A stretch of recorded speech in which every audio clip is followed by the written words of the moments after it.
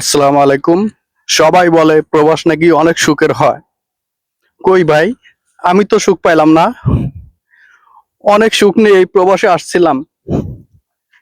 মা বাবার স্বপ্ন ছিল আমার বাবা একদিন অনেক বড় হবে। সেই স্বপ্ন পূরণ করার জন্য আমি এই প্রবাসে এসেছি। কই ভাই, আমার স্বপ্ন তো পূরণ হলো না। আমি এই প্রবাসে এসে অনেক কষ্ট করছি ভাই, অনেক কষ্ট করছি। আর ভালো লাগে না। আজ 10টি বছর অতিবাহিত হলো এই প্রবাসে। এত কষ্ট রে ভাই, এই প্রবাসে এত রোদ, আর সহ্য হয় না ভাই। ডিউটি শেষ করে বাসায় আসছি, বাসায় এসে খানা পাকাইছি, খানা পাকানোর পর জামা কাপড় ধুয়েছি, তারপর একটু ভিডিও বানাইতে বাইরে আসলাম। ভাই, আমারও তো একটা মন আছে তাই না? আমার তো মনে চায় আমি অনেক জায়গায় ঘুরি, মোটর সাইকেল চালাই, মানে বাইক নিয়ে ঘুরি।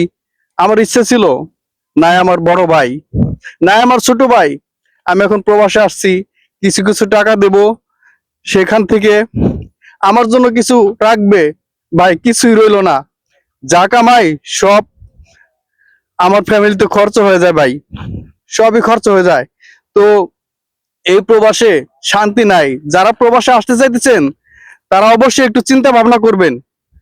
এই প্রবাসে এত কষ্টের জায়গা।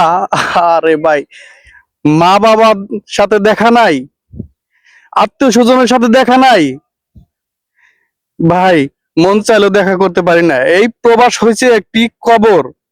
কবরে যখন শুয়ে থাকে মানুষ, হয়তো বা যোগাযোগ করা যায় না, ফোনে আলাপ করা যায় না।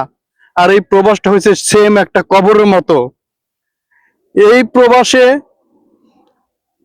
চাইলে কারো সাথে ফোন করা যায়, ফোনে যোগাযোগ করা যায়, চাইলে মা বাবার সাথে ফোনে যোগাযোগ করা যায়। ভাই, এটা প্রবাস নামের একটা কবর, প্রবাস নামের একটা কবর ভাই। এই প্রবাসে কেউ আসতে চায় না। দেশে আপনারা যেটা পারেন ছোটখাটো ব্যবসা করেন ভাই, প্রয়োজন পড়ে মাটি কেটে খান ভাই, রিক্সা চালায় খান, ভ্যান চালায় খান, অটো গাড়ি চালিয়ে খান। তারপরও দিন শেষে সন্ধ্যাবেলায় ঘরে ফিরতে পারবেন, মায়ের হাতে কয়টা খানা খাইতে পারবেন ভাই। আজ 10টি বছর ধরে আমি মায়ের হাতে খানা খাই না। আমি নিজে পাকায় খাই, মাঝে মাঝে তরকারি পুড়ে যায়, ফেলে দেই, পাতিলে সব ফেলে দেই, পাতিলে সব পড়ে যায়। কাল আমি ভাত পাকাইছিলাম, একটু চুলায় রেখে আমি রুমে আসছি, ভুলে গিয়েছি ভাই। ফ্যামিলির কথা চিন্তা ভাবনা করে চুলায় যে আমি পাক বসেছি সেটা ভুলে গেছি। পরে মনে পড়ছে, হঠাৎ তাড়াতাড়ি করে উঠে আমি চলে গেলাম রান্নাঘরে। ভাই, বিশ্বাস করবেন, পাতিলে সব পড়ে গেছে। আর একটু যদি হতো বিল্ডিং আগুন ধরে যাইতো ভাই। আর সহ্য হয় না এই প্রবাস, আর সহ্য হয় না এই প্রবাস নামের যন্ত্রণা।